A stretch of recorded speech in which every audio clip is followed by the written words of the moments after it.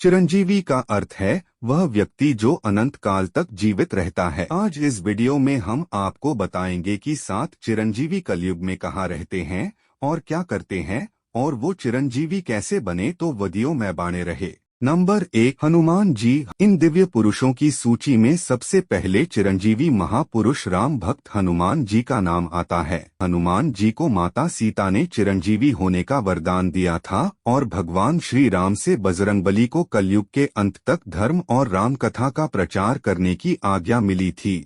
हनुमान जी के जीवित होने के प्रमाण आज भी कई जगहों पर मिलते हैं। महाभारत के वन पर्व अध्याय के 151 के अनुसार एक बार भीम द्रौपदी के लिए पुष्प लेने गंधमादन पर्वत जा रहे थे, तब उनकी मुलाकात हनुमान जी से हुई थी। कहा यह भी जाता है कि हर 41 साल में बजरंगबली श्रीलंका के मातंग कबीले में ब्रह्मा ज्ञान देने आते हैं। कलयुग के अंत में जब पाप की सीमा बढ़ जाएगी तब भगवान कल की इस पृथ्वी लोक पर अवतरित होंगे। तब बजरंग वाली एक बार फिर से भगवान कल्कि के रूप में श्री राम जी के दर्शन करेंगे और तब श्री राम द्वारा दिए उन वचनों का कार्यकाल भी समाप्त हो जाएगा। नंबर 2, परशुराम। चिरंजीवी महापुरुषों की लिस्ट में दूसरा नाम परशुराम जी का आता है। परशुराम जी भगवान विष्णु की छठे अवतार हैं। चिरंजीवी होने के चलते उनके भी प्रमाण महाभारत काल में भी दिखे थे।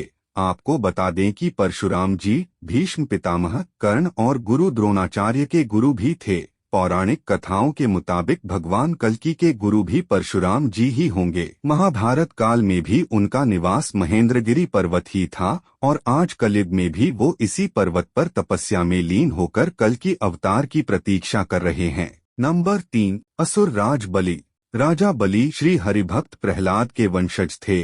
उन्होंने अपने बल से तीनों लोकों को जीत लिया था। उनको बहुत बड़ा दानवीर भी माना जाता है। पौराणिक कथाओं की माने तो भगवान विष्णु ने राजा बलि के घमंड को तोड़ने के लिए वामन अवतार लिया था। एक बार श्री हरि राजा बलि के यज्ञ में शामिल हुए।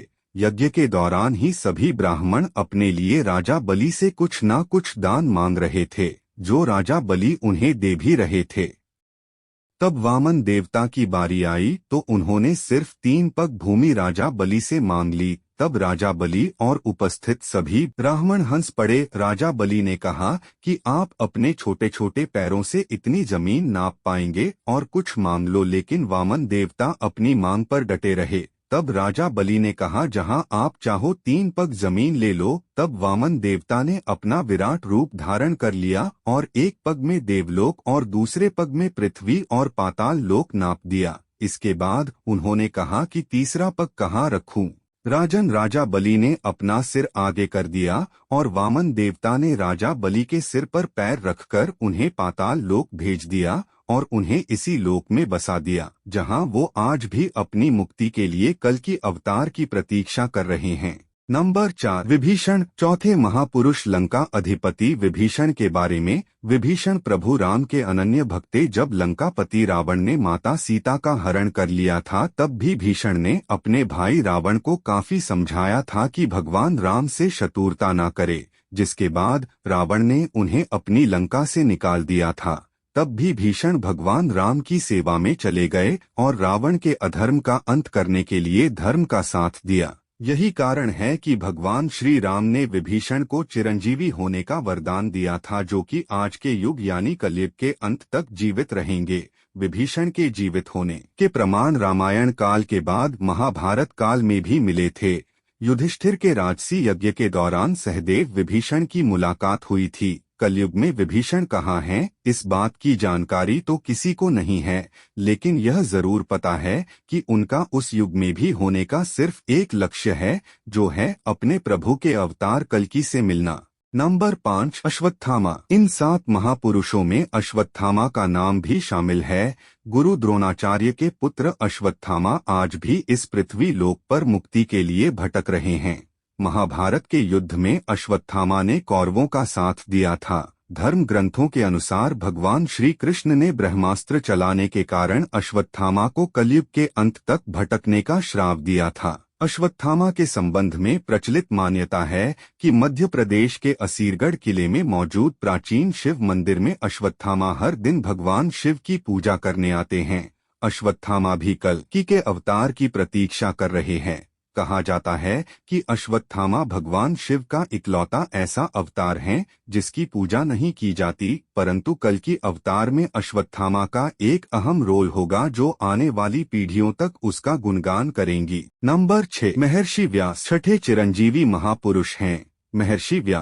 महर्षि व्यास को वेद व्यास के नाम से भी जाना जाता है क्योंकि उन्होंने ही चारों वेद, महाभारत, 18 पुराण और भागवत गीता लिखी थी। महर्षि वेद व्यास ने भगवान कल्कि के जन्म से पहले उनके अवतार के बारे में ग्रंथों में लिख दिया था। महर्षि वेद व्यास बहुत बड़े तपस्वी होने के कारण आज भी कलयुग में भगवान कल्कि के दर्शन के लिए तपस्या में लीन होकर इंतजार कर रहे हैं।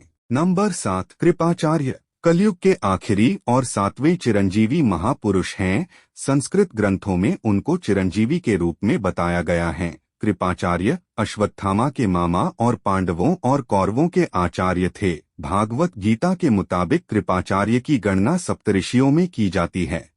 कहा जाता है कि वे इतने बड़े तपस्वी थे कि उन्हें अपने तप के बल पर चिरंजीवी रहने का वरदान मिला था। वहीं कुछ लोगों का मानना है कि उनकी निष्पक्षता के आधार पर उन्हें चिरंजीवी रहने का वरदान मिला था। कलयुग में कृपाचार्य अधर्म का नाश करने में कल्कि अवतार की मदद करेंगे। Thank you for watching. Video को लाइक एंड सब्सक्राइब करें।